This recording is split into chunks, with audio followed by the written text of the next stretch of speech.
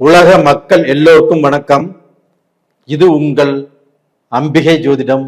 நான் உங்கள் ஜி கோபால் பேசுகிறேன். இன்னைக்கு பேசக்கூடிய பலன் என்ன அப்படின்னா மாத பலன்கள். மாத பலன்கள் வரிசையில் செப்டம்பர் மாத பலன்கள் மிதுன ராசிக்காரங்களுக்கு எப்படி இருக்கும்? இப்ப மிதுனத்துல குரு பகவான் இருக்கிறாரு. அது போக சிம்மத்தில் சூரிய பகவானும் கேது பகவானும் இருக்கிறாங்க. 14ஆம் தேதி சுக்கிர பகவான் சிம்மத்துக்கு வந்து கேதுவோடு இணையறாங்க.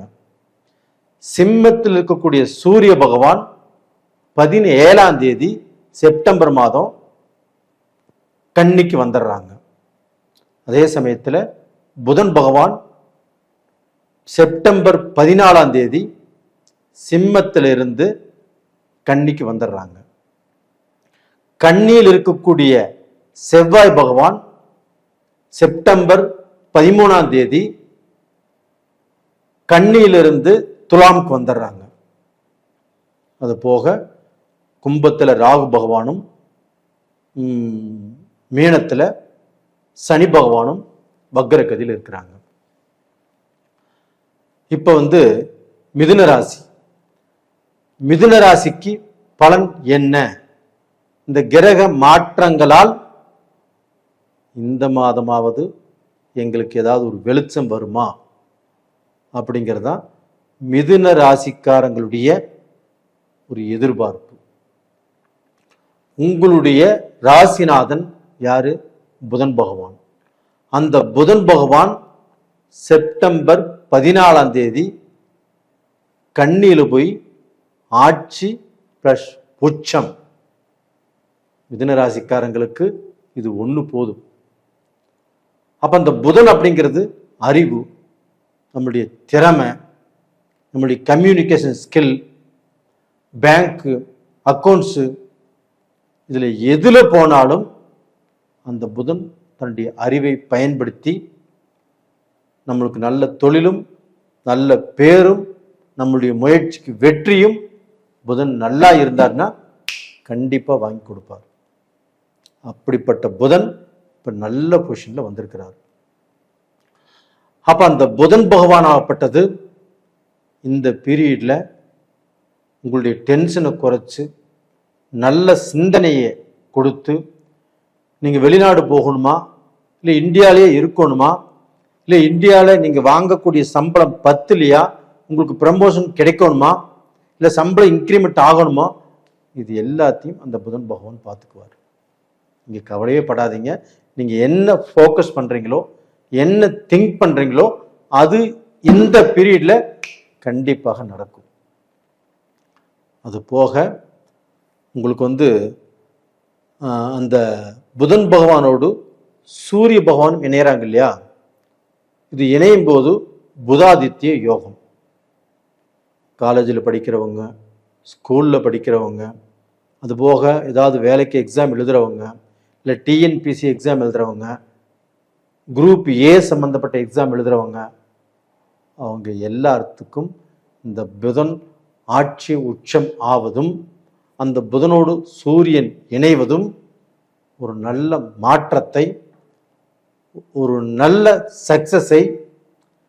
நான் எத்தனையோ வருஷம் எழுதினேன், எனக்கு சக்சஸ் ஆகலை, இந்த பீரியட்ல எனக்கு நல்ல ரிசல்ட் வந்திருக்குது அப்படின்னு சொல்லக்கூடிய ஒரு அற்புதமான டைம். இது போக பார்த்தீங்கன்னா செவ்வாய் பகவான் ஆகப்பட்டது கன்னியில இருந்து துலாமுக்கு வந்திருக்கிறாங்க. அந்த செவ்வாய் பகவான் ஆகப்பட்டது உங்களுக்கு 11க்குரிய கிரகம், 6க்குரிய கிரகம். அப்ப அந்த 6க்குரிய கிரகத்தை 11க்குரிய கிரகத்தை குரு பகவானும் பார்க்கிறாங்க. அப்ப அந்த குரு பகவான் பார்க்கறதுனால அந்த 11ஆம் இடத்ததிபதி லாபாதிபதி உங்களுக்கு ஏதாவது ரூபத்துல பணம் கொடுக்கல் வாங்கல், அந்த பணத்தின் மூலியமாக நடக்கக்கூடிய செயல்கள் கண்டிப்பாக இந்த பீரியடில் நல்லா இருக்கும். நீங்கள் பணம் கொடுத்து ஒரு பக்கம் வராமல் இருக்குது, அவங்க தாமதப்படுத்திட்டே இருக்கிறாங்க அப்படின்னா இந்த பீரியடில் தாமதம் இல்லாமல் வரும். அது போக பார்த்தீங்கன்னா உங்களுக்கு சனி பகவான் ஆப்பட்டது 10க்குரியவன். அந்த 10க்குரியவன் இன்னைக்கு பார்த்தீங்கன்னா அந்த 10ஆம் இடத்துல இருந்து வக்ர கதியில இருந்து இப்ப கொஞ்சம் வேகமாக செயல்பட்டு உங்களுக்கு தொழில், பிஸ்னஸ், வேலை இதில் இருக்கக்கூடிய பிரச்சனைகள் வராத அளவுக்கு பாதுகாத்து உங்களுடைய முன்னேற்றத்துக்கும் அது சப்போர்ட் பண்ணி அந்த சனி பகவான் நல்லா இருக்கிறார். அப்ப அந்த சனியும் புதனும் பார்த்துக்கிறாங்க இல்லையா? இந்த புதன் வேகமான கிரகம், சனி கொஞ்சம் மந்தமான கிரகம். ஆனால் சனி இப்போ வக்ரகதியில் இருக்கிறதுனால சனி பகவானும் வேகமாக செயல்படுவாங்க. அப்ப அந்த புதனாகப்பட்டது அறிவு, திறமை, தன் புத்தி இது எல்லாத்தையுமே இப்போ வேகப்படுத்தும். அந்த சனி பார்க்கறதுனால இது எல்லாமே தொழில் மூலியமாக, பிஸ்னஸ் மூலியமாக, பிஸ்னஸ் இன்வெஸ்ட் பண்றதன் மூலியமாக, ஒரு தொழிலில் நம்ம ஷார்ப்பாக ஒர்க் பண்ணணும்னா அந்த தொழில் மூலியமாக நம்மளுக்கு ப்ரமோஷன் கிடைக்கும், நம்மளுக்கு சம்பள உயர்வு கிடைக்கும், நம்ம நினைச்ச இடத்துக்கு போகலாம். இது எல்லாத்தையுமே அந்த புதன் பகவானும் சனி பகவானும் சேர்ந்து உங்களுக்கு ஒரு நல்ல வாய்ப்பு கொடுப்பாங்க. அதுபோக இந்த ராகு பகவான் ஆகப்பட்டது மிதுன ராசிக்கு 9ஆம் இடத்துல இருக்கிறாங்க. அந்த 9ஆம் இடத்துல இருக்கக்கூடிய ராகு பகவானை குருவும் பார்த்துடுறாங்க. அப்ப அந்த ராகு பகவான் ஆகப்பட்டது யாருடைய வீட்டில் இருக்கிறாங்க? சனி பகவான் வீட்டில் இருக்கிறாங்க. அந்த சனி பகவான் புதனுக்கு நட்பு கிரகம். அதனால அந்த ராகு பகவானும் இந்த பீரியட்ல நல்லதை செய்வார், குருவுடைய பார்வை பெற்று. இதனால திடீர்னு ஒரு ராஜயோகம், திடீர்னு ஒரு முன்னேற்றம், திடீர்னு நம்ம பார்த்தீங்கன்னா நமக்கு கிடைக்காதது, நாம் பல நாள் எதிர்பார்த்தது, பல தடுங்களாகவே இருந்த விஷயங்கள் இப்போ இந்த பீரியடில் உடனுக்குடனே நடப்பதற்குண்டான வாய்ப்புகள் நல்லா இருக்குது. உங்களுக்கு ஒரே ஒரு மைனஸ் பாயிண்ட் என்னன்னா, உங்களுக்கு இந்த சுக்கிர பகவான், உங்களுடைய 5ஆம் இடத்துக்குரிய கிரகம் சுக்கிர பகவான், 12ஆம் இடத்துக்குரிய கிரகம் சுக்கிர பகவான். அந்த சுக்கிர பகவான் உங்களுடைய ராசிக்கு 3ஆம் இடத்தில் சிம்மத்தில் கேதுவோடு அந்த சுக்கிர பகவான் இணைஞ்சிருக்கிறாங்க. அப்ப அந்த கேதுவும் சுக்கிரனும் இணைவது அவ்வளவு நல்லது அல்ல. அதனால இந்த பீரியட்ல லக்ஸரி சம்பந்தப்பட்ட பொருட்கள் வீட்டுக்கு வாங்குவது கொஞ்சம் மட்டு பண்ணுங்க. அதாவது பார்த்தீங்கன்னா இப்போ வாங்காமல் இருக்கிறது நல்லது. ஒரு டிவியோ, ஒரு ஃப்ரிட்ஜோ, இல்லை துணிமணிகளோ, இல்லை காரோ, பைக்கோ, இந்த மாதிரி ஏதாவது வாங்குவான்னு நினச்சிங்கன்னா இந்த 1 மாதம் கழிச்சு, அதாவது செப்டம்பர் 14க்குள்ளே நீங்கள் வாங்குற மாதிரி தான் வாங்கிக்கலாம். அந்த செப்டம்பர் 14லேருந்து 1 மாதம் கொஞ்சம் தாமதப்படுத்துங்க அப்படிங்கிறது தான் உங்களுக்கு நான் சொல்லக்கூடிய பதில். அது போக பார்த்தீங்கன்னா உங்களுக்கு பார்த்தீங்கன்னா இப்போ உடல் ரூபத்தில் பார்த்தீங்கன்னா அந்த செவ்வாய் 12ஆம் இடத்து அதிபதியும் 6ஆம் இடத்து அதிபதியும் 2ஆம் இடத்து அதிபதியும் சந்திர பகவான், இப்போ இவங்களுடைய அனுகிரகங்கள் கொஞ்சம் சரியில்லாமல் இருக்கிறதுனால உங்களுக்கு அந்த உஷ்ணம் சம்பந்தப்பட்ட பிரச்சனைகள், அதுபோக பார்த்தீங்கன்னா எங்கேயாவது உடம்புல சின்ன சின்ன கட்டிகள் வர மாதிரி வாய்ப்பு உருவாகும். எது வந்தாலும் இந்த பீரியட்ல உங்களுக்கு எதுவுமே சரியா போகாதுங்கிறது இல்லை, வரும், ட்ரீட்மெண்ட் பார்ப்போம், அது கிளியர் ஆயிரும். அப்போ ஏதாவது ஒரு விரை செலவு பண்ணக்கூடிய சூழ்நிலைகள் வரும். ஒன்றும் பயந்துக்க வேண்டியதில்லை. கண்டிப்பாக அலர்ஜி சம்மந்தப்பட்டதோ, ஏதாவது கட்டி சம்மந்தப்பட்டதோ, ஏதாவது ஸ்கின் சம்மந்தப்பட்டதோ வந்தாலும் உங்களுக்கு பெரிய லெவலில் பிரச்சனைகளை கொடுக்காது, வரும், போகும்.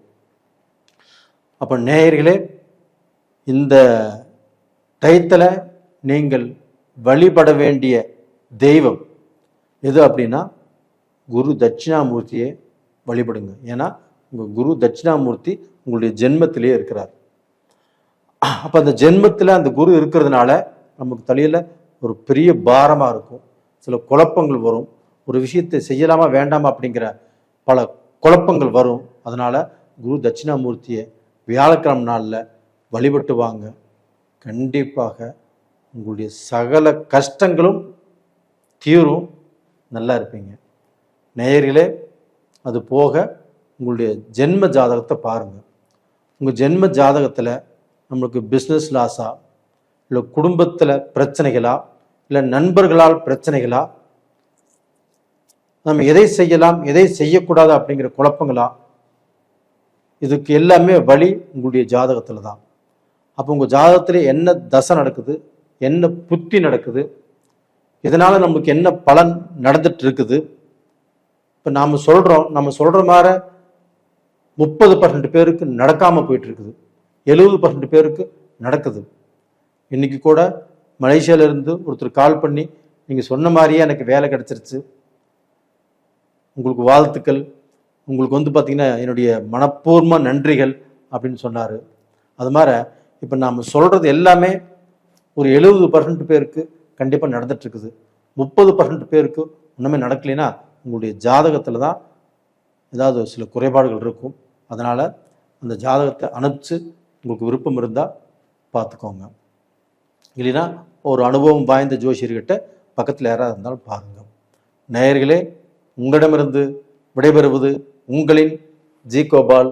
நன்றி, வணக்கம்.